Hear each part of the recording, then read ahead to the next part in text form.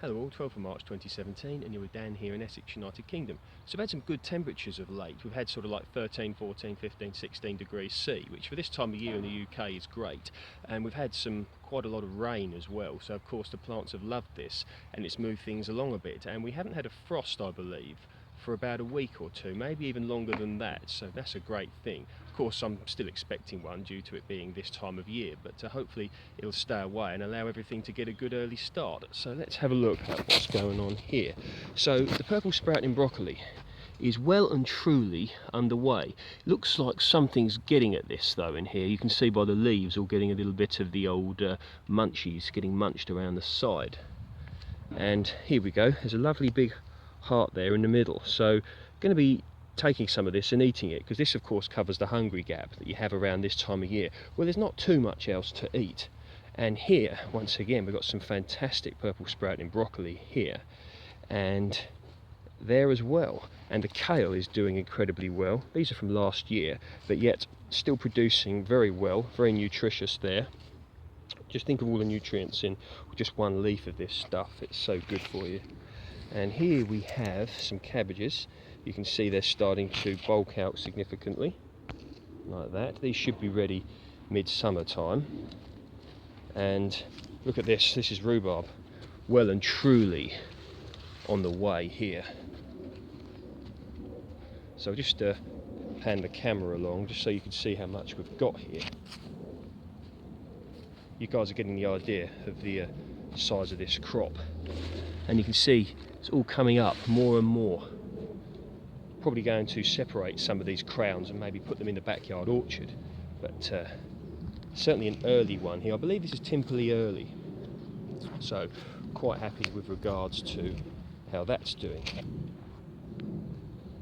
Do like this, obviously, rhubarb and apple crumble. I mean, who doesn't like that?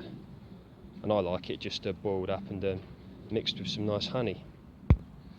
So we've got a bit covered up here, and something will be going in here shortly. Not 100% sure, but something will be going in there. This allotment is well established, so a lot of the hard work has been done. It's just maintaining it and continue to build upon your soil.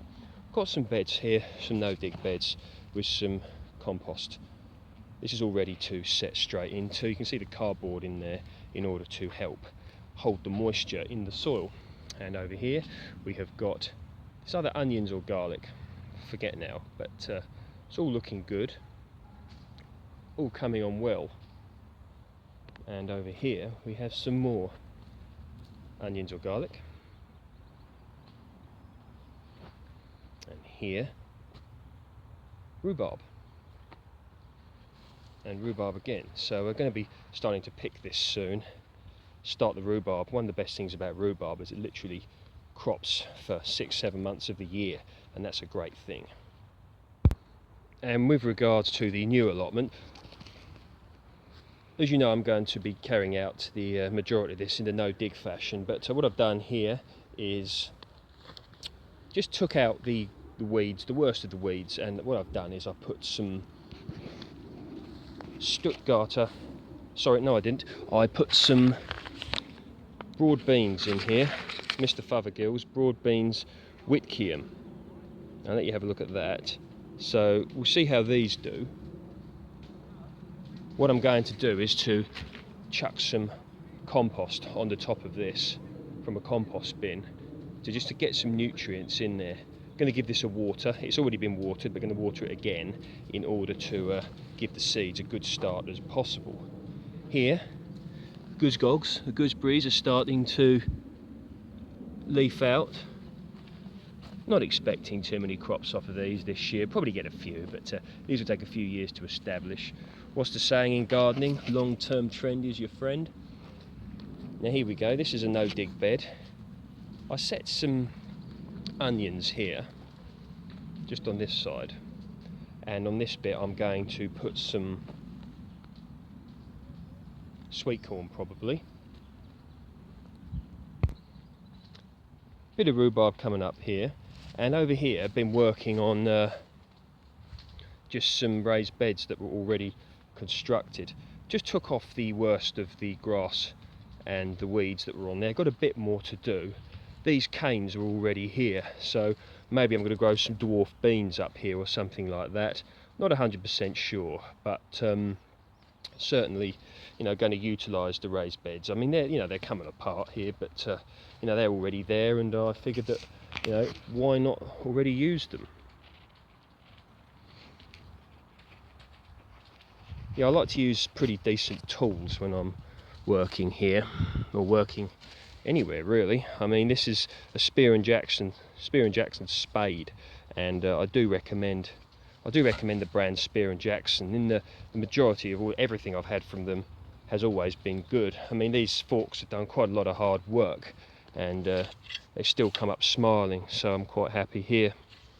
Another one that I like to use is a wolf garten, because you know, what do you call it, straight back gardening. I have had a bit of back trouble in the past due to abuse, not lifting things properly and lifting things too heavy, etc. So I like to garden as much as possible with a consideration for my back. But I do like these, look, because what you do is you press the button here, and there's a selection of tools that you can put into the end of this, like a rake or a leaf rake, weeding tools, brooms, so many things. Look on the Wolf Garten website if you can, or look on Amazon or something. I'm not paid by these people to you know, promote their products, but I do like their products indeed. And some gardening gloves here. Well, they're not gardening gloves, actually they're rigging gloves, they're called, and I got these from Tool Station. And as you guys know, I do a little bit of a sort of chainsaw work, and I've used a lot of chainsaw gloves as well for gardening, which of course is a false economy because they're expensive. But these were, I think they're about £2.60. So just look on the Tool Station website, or go down there and have a look at these, and they're good. And I've done a lot of work with these for my sort of professional job and my hobby gardening as well, and they're still pretty good, so certainly worth the money there. I just thought I'd show you whilst we're here.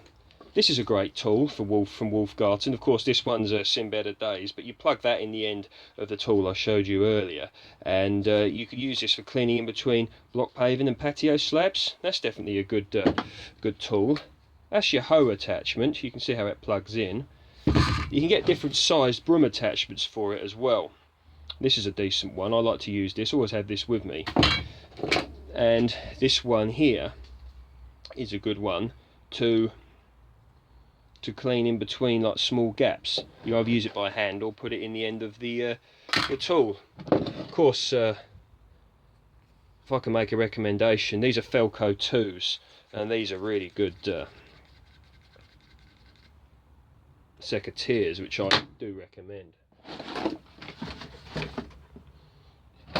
Lump hammer, you never know when you're going to need one, and Stanley knife as well. And these are good, silky saws, very good for pruning jobs and things like that, either sort of professionally or as a hobby. I believe they're Japanese made, so look up silky saw. They're a good price, but they are a very, very good tool, and you can have your scabbard or sheath or whatever, and you can clip that onto your belt or onto a carabiner or something that's hanging off of your belt, and you've got your silky saw with you. So there are some raspberries that with this allotment as well, and going to look at these, going to be clearing the weeds around the bottom and the grass in order to give these a chance to breathe, and probably prune them as well. So working on the allotments here, it's a lot of physical work, but hopefully it will be rewarding. So yeah, you can see the well-established allotment down there, and this one that's currently under construction, if you want to call it that. So I'm going to be getting a few things in here, probably some marrows or courgettes, and I want to grow a lot of sweet corn down here. That's one thing I definitely do want to grow, because I do rather like it. But the main priority down here is going to be constructing good soil, because of course we've got the other allotment, which is, you know, that's in heavy production. You get a lot of veg out of that, and you know, this one here I want to build the soil in order to think about the future and get good crops long term, as opposed to just sort of dig it hard and chuck a load of artificial fertilizer on it. I want to, you know, build good quality natural soil as much as possible. So I hope everybody out there is doing well and you've enjoyed this video, and hopefully the good weather will continue. Speak soon.